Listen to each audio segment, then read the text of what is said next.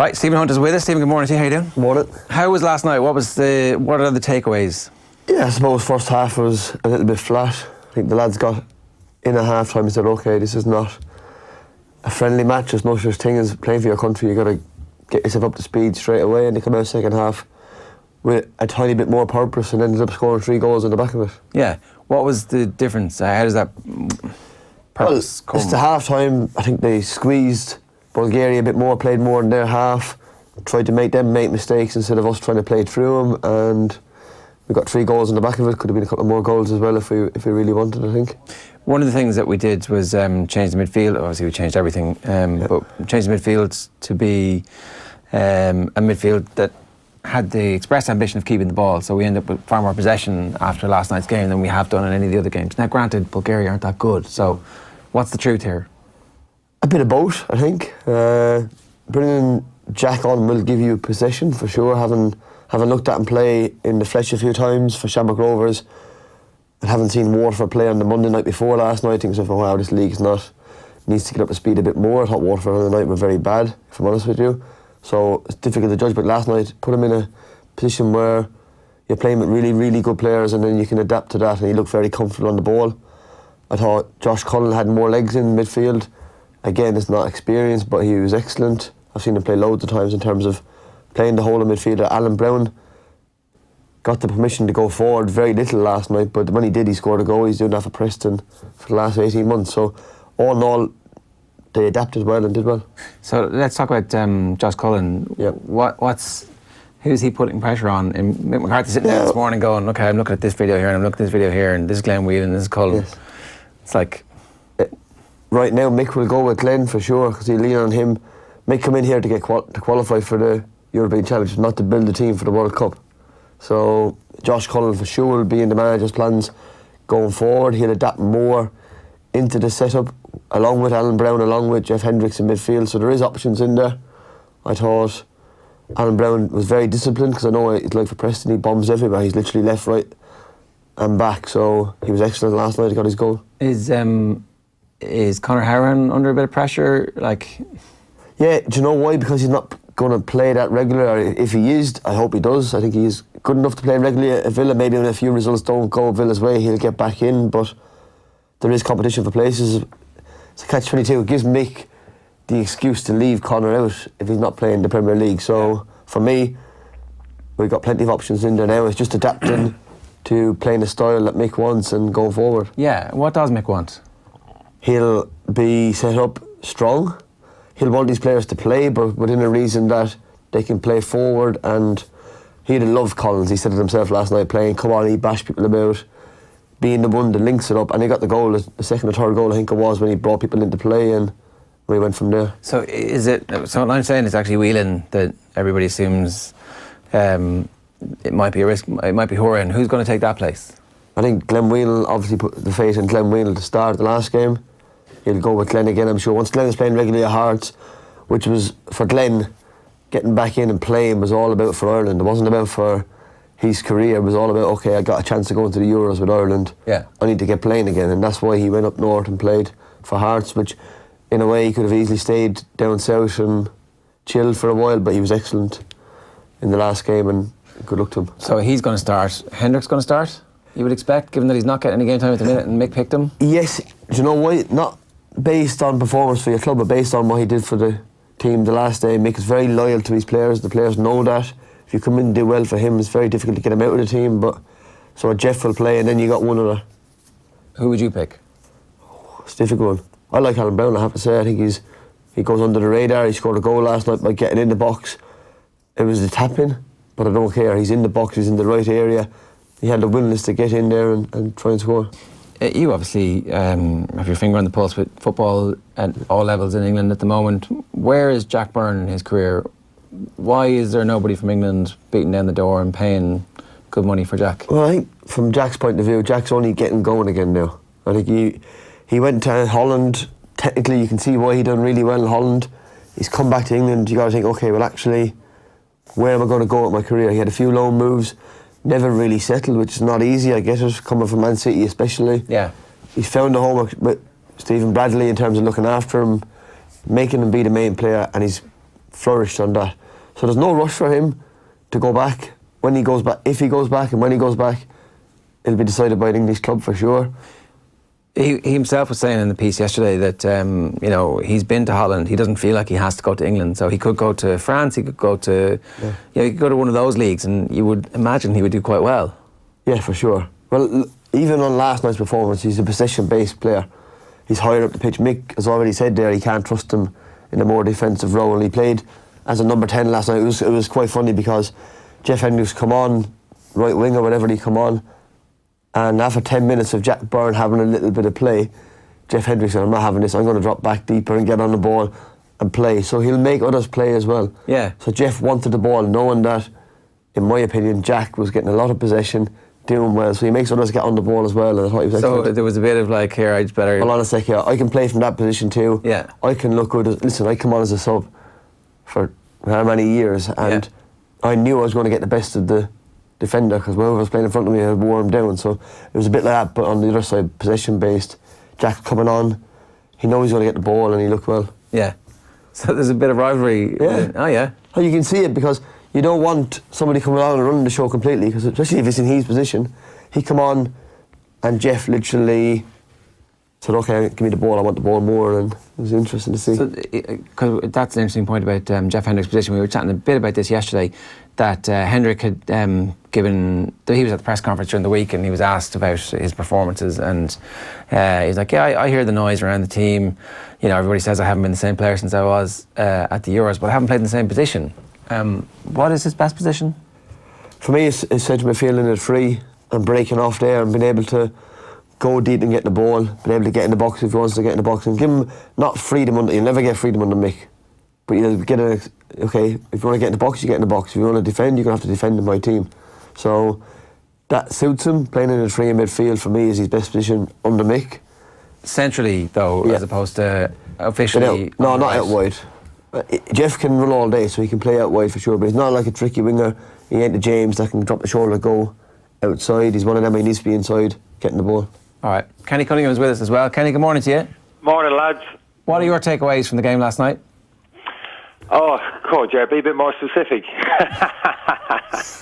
Haven't even cleared my head. Only crawled out of bed 2 minutes ago. I thought you were in studio with us this morning, Kenny. Okay, well, so a better question is... The last couple of games finished very well, kind of last 15, 20 minutes. I thought the tempo was really good late on. The two kind of substitutes really energised the game. I know Hunty's been talking about Jack Byrne's performance there, and rightly so. And I think it probably gives Mick a little bit of a conundrum. I was thinking after the game against Switzerland, after what I saw, I mean, obviously the game finished well for us against Switzerland. We got the equalising goal, and you could see the body language of the players really happy kind of coming off the pitch. But for me, there was kind of similarities between the Swiss and Denmark game in terms of how we played and the problems the opposition caused us. Although Denmark and Switzerland kind of played different formations, 4-3-3, Denmark and Switzerland played more or less 3-5-2. But there was big chunks of those two games, particularly kind of the opening 20-25 minutes of both second half, where for me we really struggled. We got penned in, and not just penned in, but we really struggled to contain the opposition, the kind of movement, the opposition players, finding little pockets in between our midfield and defenders, and we really couldn't come to terms with it in both of those games. Now, when we conceded, great credit, great reaction from the players. We got ourselves back in and got equalised in both those games, but I just feel, Stephen spoke about the 4-3-3 system there, and it kind of suits our players, and Jeff in particular, and I'd agree with him, probably Jeff's favourite position is that midfield three, that V-shaped midfield with a holding midfielder behind and himself and another. That another's been Conor Hourihane. But the one concern for me off the back of both of those games is just in it from a defensive point of view. Both of those players, Jeff and Conor Hourihane, their best attributes, Jer, are when we have possession of the ball and we're looking forward. Conor in possession of the ball is a ray of pass and is as good as anybody's. And Jeff, in terms of getting to forward areas, how he influenced the game in the opposition half the pitch, around the opposition penalty box, and that's what he's been doing of late, and it's been great to see. Kind of Glenn kind of counterbalances that a little bit in that holding position in midfield. But I just feel as if it's probably too much of an ask now for Glenn. Glenn maybe 10 years ago, he had a bit more ability in his legs, could maybe pick up the slack a little bit more. But I just feel as if that midfield three, from a defensive point of view, we can't really lock down the centre of that pitch, and we haven't done the previous 2 games. And the opposition teams have really kind of exposed it a little bit on occasion. The Swiss goal with Shard just walking forward and literally walking through our midfield, playing 1-2s and kind of scoring. So I just, even before last night's game, I thought, would Mick just slightly adjust it in terms, like he did in Denmark, a half an hour into the Denmark game, he screamed on at Conor Horan and said, get back alongside Glenn Whelan into a midfield 2, and Jeff actually played the number 10 for the last 15 minutes at Denmark. I was there, I watched it, I saw Mick put the information onto the pitch, because he was concerned the movement of Braithwaite and Poulsen drifted in off the sides into those little pockets either side of Glenn Whelan. We couldn't really deal with it. So that was an issue for me before last night's game. The reason I mentioned it is because you're talking about Jack Byrne. Jack Byrne for me is a number 10. We can only accommodate him as a 10.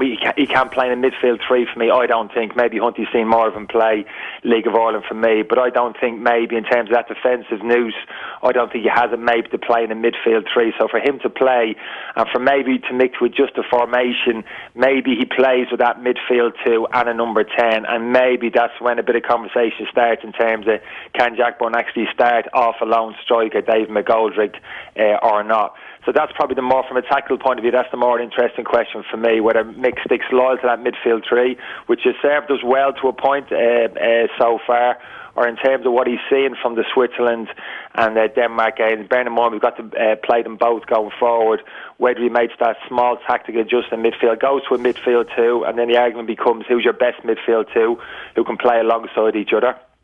And then you make a decision on that number 10 to play off your lone striker. That would kind of really interest me going forward. Not so much in terms of maybe who comes in a left back.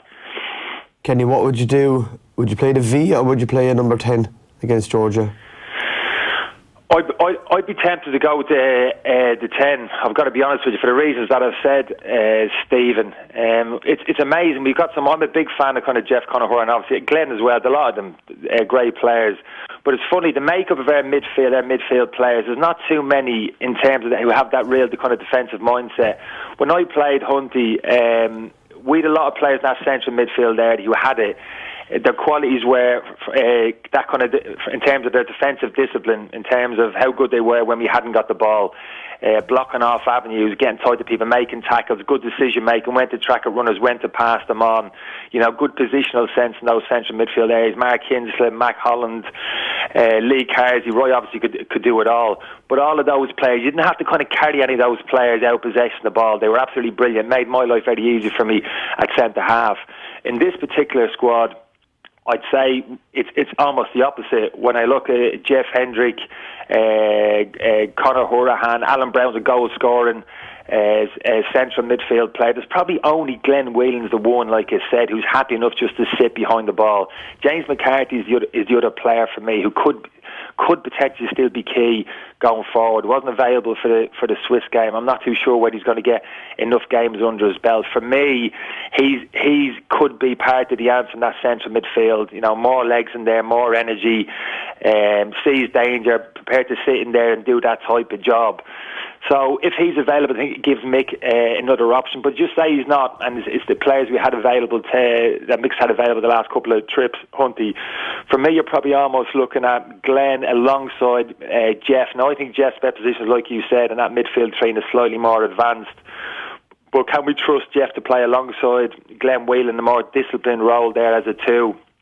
To accommodate that extra centre forward higher up the pitch, whether it's Callum Robinson, McGoldrick, may not even be Jack Byrne. Jack was great for 20 minutes last night, Stephen, but I don't think we should get too carried away in terms of this is it, Mick's got to pick him. Mick's been around long enough to not get too carried away with that performance. He's got other options there. Callum Robinson, James Collins came in and done very well. I think we've got some great options like across the front line.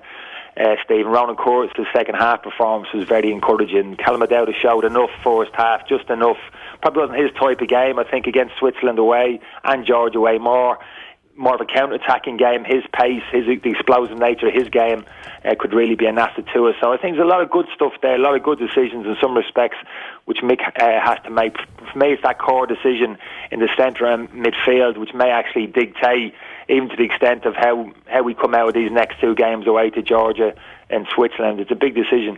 So if you were making that call, it sounds like it would be Glenn Whelan and Hendrick at the base of midfield. Is it James McLean on the left? Is it Callum Robinson on the right? Who's your number 10 behind McGoldrick? Yeah, I think Callum, for me at the moment, look, what team would I forget about what team I bloody pick? Who cares?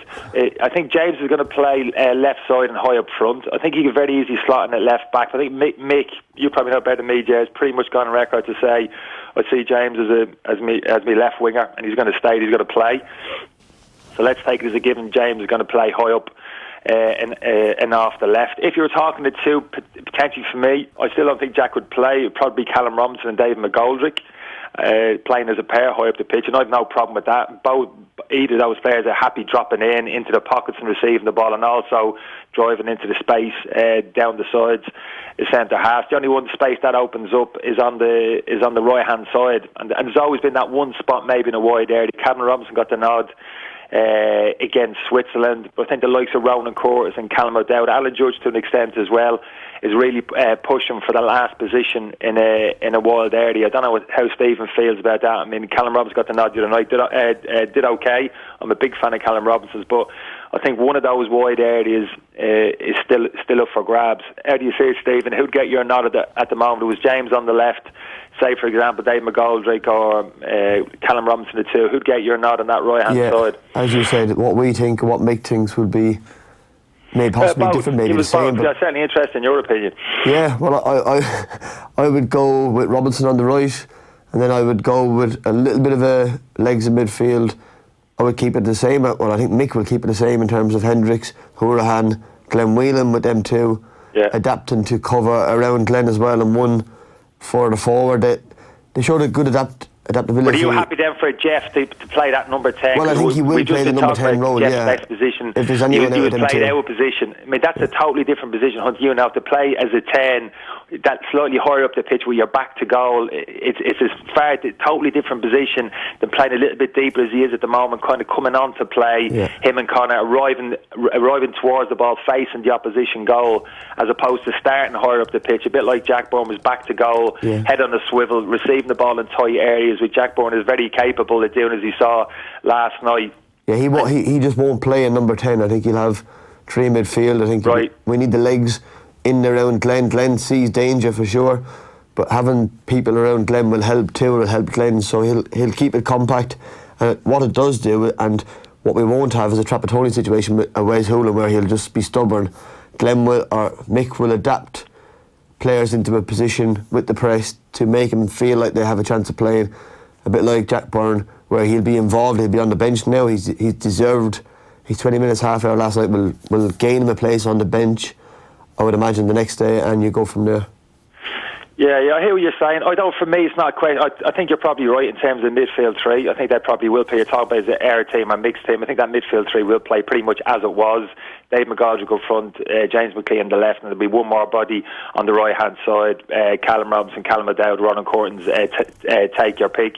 Matt Doherty potentially to step in at left back. If not, he might go outside the squad, Greg Cunningham or Stephen Ward to come in there. What did you but think for me, I know you've mentioned in terms of get legs and that kind of myth. For me, it's not a case of the lads can't run legs. It's just a case of understanding the game, having that defensive mindset where you need to be, 2 yards to your left, 2 yards to your right. Just dropping off, not going and pressing the ball, actually dropping off, defending the space, passing on a man to your centre half, screaming at your centre half to take responsibility, not getting too far dragged out. It's only about movements at times, 5 yards to your right, left, upwards and backwards.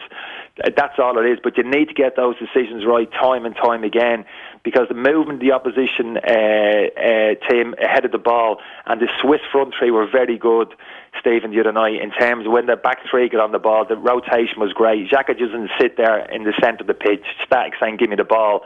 And his other two mates ahead of him, just stood saying, yes, find me if you can. If they were marked, they spun, they rotated, they ran into different areas of the pitch, and they dragged their midfield into places where they didn't want to go. And Bowler was dropping off the front end, getting in the ball in space, getting turned and running at us. We were really dragged all over the place. We looked a bit unsure, and that's just really a lack of understanding. We all have our attributes, Stephen. I couldn't get on the ball, and my tackle ability was poor. I couldn't get on the ball in tight areas and play. I couldn't get forward in the attacking areas of the pitch, but I could understand where I needed to be when we hadn't get the ball, you can kind of anticipate where the ball's going to come, anticipate opposition players' movements and the runs that they're going to make.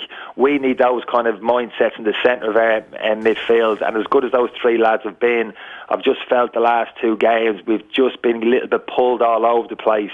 We've not found out a little bit. Not even like it's not even a huge weakness, but just our strengths aren't best suited to be sat in our own half in that compact shape you're talking about, and to get those decisions right time and time again when we're being peppered by an opposition team with good possession in the ball. So that'd be my only slight concern, and it's not a big negative, it's not a big downer, because like I said, I'm really excited, I'd be optimistic. Well, sorry, just to interrupt on that point, when do we get a midfield? When do we get the ability to be the team that is doing that and dragging the opposition midfield into areas they don't want to be? When does that become part of our football culture? Well, that'd be the hope. I mean, I'm not going into this qualifying campaign. I wasn't suddenly expecting to make a major wave of magic wand and us becoming, a team which is kind of totally dominant in possession of the football. I think in terms of maybe the players at the moment, again, I think if you look at the makeup of the side, Glenn and that holding midfield, there's two centre halves, Richard Keogh, Shane Duffy, Glenn, and the two lads there. In terms of being the team, Jerry, if you're talking about which builds from the back, from deep areas, plays through the throws and works away up the pitch, that's probably not going to happen, certainly with this team. If you maybe look at maybe a two centre halves in terms of their strengths, defending the box, crosses, headers, tackles, the fundamentals of defending great, but Richard Keogh and Shane Duffy in terms of getting on the ball and looking to play out under pressure, probably not the greatest. Glenn Whelan, can he receive the ball under pressure on the half turn and get us playing up the pitch? Probably not. Glenn's strengths lie in different areas. So if you're talking, Jerry, about being the team which actually plays in the back, keeps possession-based game and works away slowly up the pitch, no, that's not going to come over the next 2 or 3 months under Mick. Maybe that's down the road. Maybe that's Stephen steps in in maybe 9 months' time, and maybe he potentially changes the personnel a little bit in those areas of the pitch. That might change. And that might bring a bit of pain as well for a while we adapt to that playing style. John Egan last night was excellent, coming in, stepping into the opposition's half with the ball and being comfortable on it. Granted, Bulgaria were not very good last night, but he was excellent coming in. He was very comfortable on the ball. That might take a little bit of time with Stephen as well, and maybe Stephen might get a shock from 21s to League of Ireland to international football, where you can play out. I watched Dundalk play, and they were excellent the other night, which continued on from his regime. So they will try and play. They will, under Stephen, try and do that way, but it might be. I don't know if you've seen the clips of Caoimhín Kelleher dribbling out against Sweden a couple of times, once each half, clearly learning from Becker Allison. Yes, I was playing golf with Barry Hunter, who will be the head of recruitment at Liverpool last week, and he was saying how excellent, how confident he is.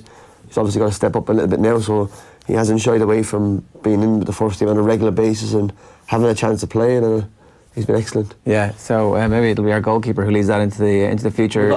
From no goalkeepers at Shay given now, we've got plenty. 3 or 4 young goalkeepers. O'Hara's an excellent keeper as well, so we're in a good place. But Jared, I think it's important. You're talking about like the type of football. You're talking about if you're talking about play more football, be very careful where you're at. I mean, the last 20 minutes last night, I thought we played some lovely football. When Jack came on, I thought we had some great combination play. Josh Cullen was getting ahead of the ball. Jack was dropping a little bit deep at times. Josh Cullen getting ahead of the ball. Some really good combinations in around the penalty box. We got the ball wide, good crosses into the box, and that was really good football. I really enjoyed that football, and it was effective football because we were pressing the opposition back, and we were creating opportunities, and obviously got the goals at the end of it. Now, we weren't playing too much, taking too many chances in our own half the pitch. When we actually did, it cost us a goal. So it was Christie trying to dink the ball over the head of the left back, got caught out, and they got the penalty and scored a goal. So yeah, I want to see good football, if that's what you want to call it. We might have this conversation before, like everybody else. Yeah. What I want to see is play our football in the opposition half, and particularly 35 yards from the opposition goal. That's what I want to see, is play all that clever football, all that clever combination play, people beating people in 1v1 situations. That's where I want to see it. I don't want to see it 30, 35 yards from our own goal. No, which cost us last night. It cost Bulgaria against England during the week, trying to play out 4v3 on the edge of their box. Got done, and Paddy Kane put it into the back of the net. So that conversation, I'm sure, will come up again down the road in terms of we want to see good football. Exactly, anybody, whatever people's perception of good football is. But I've seen it under Mick. good football. I've seen the Jeff Hendrick, Conor Horan driving forward, getting into the box, getting on the end, it crosses. I've seen in terms of good combination play down the sides, Enda Stevens bursting forward, driving forward, putting brilliant deliveries into the box. That's great football for me. Jack Byrne picked up the ball last night, played a 25-yard ball wide, first time cross into the box, goal. That wasn't overly complicated football. But for me, it was brilliant football. It was smart football, and it was very effective.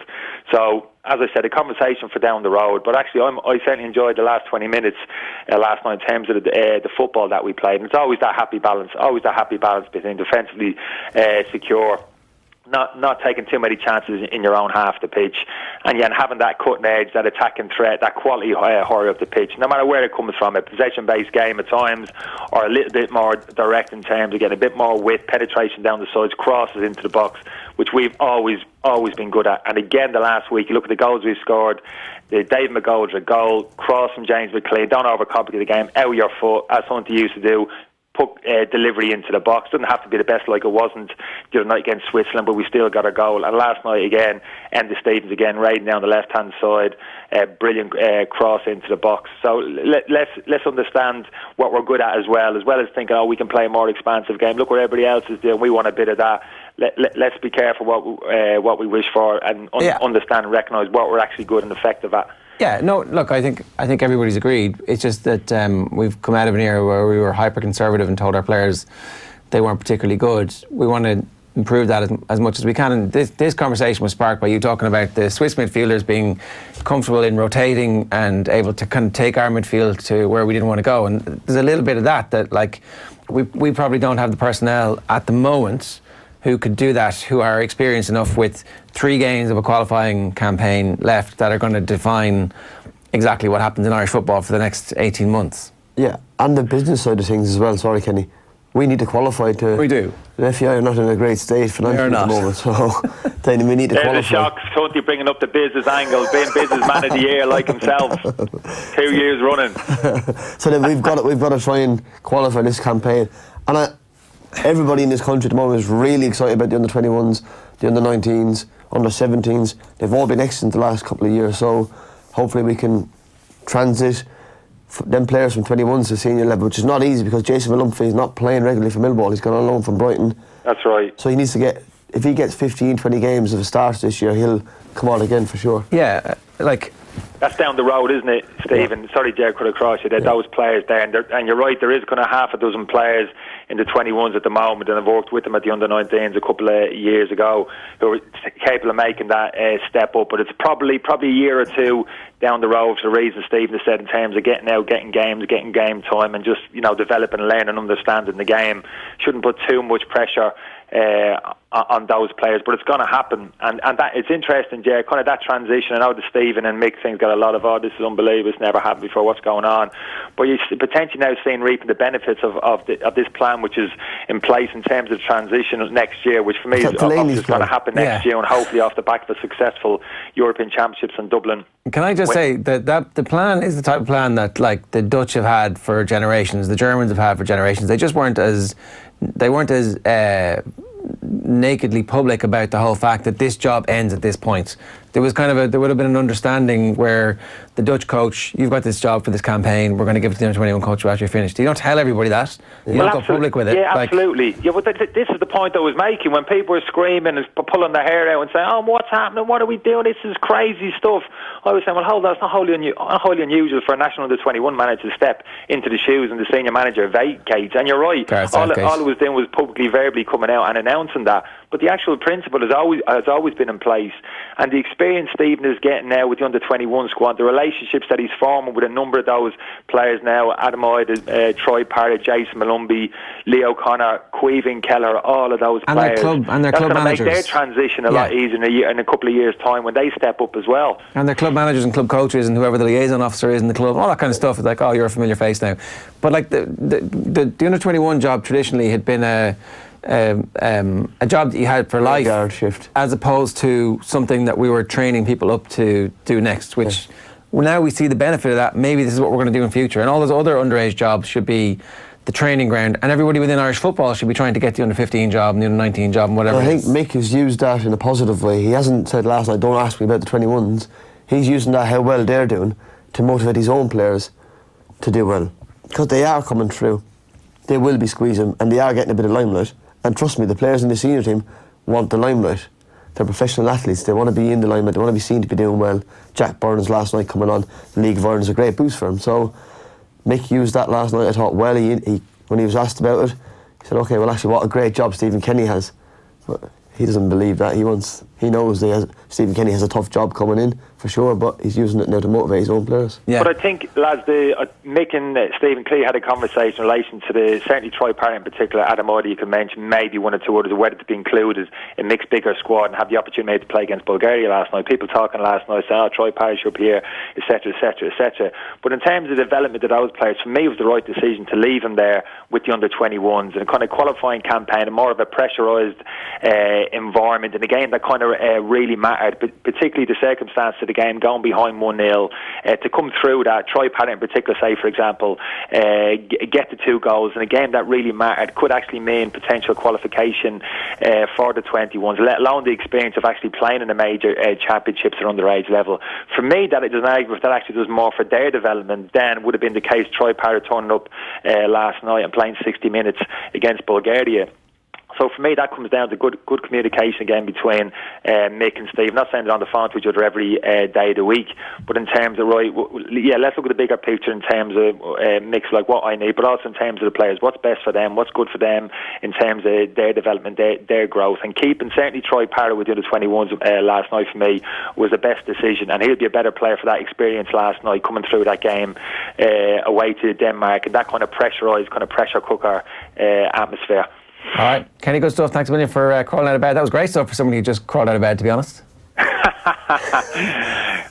Cheers. I'm just surprised Stephen made crawled in at that hour in the morning. That is very impressive. How's his Barnett looking? He's a man of his word. Perfect. Yeah, absolutely perfect. We'll tweet a picture of it. Oh, yeah, do that. I won't see, obviously, but yeah, tweet it anyway.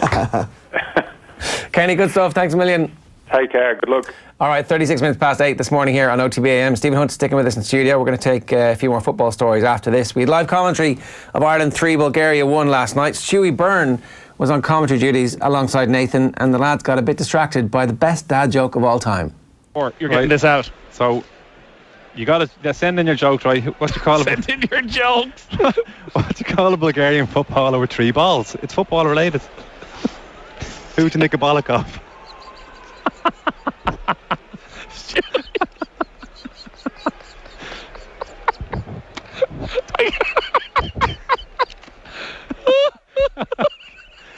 It's quality, isn't it? It's all in the delivery, Nathan.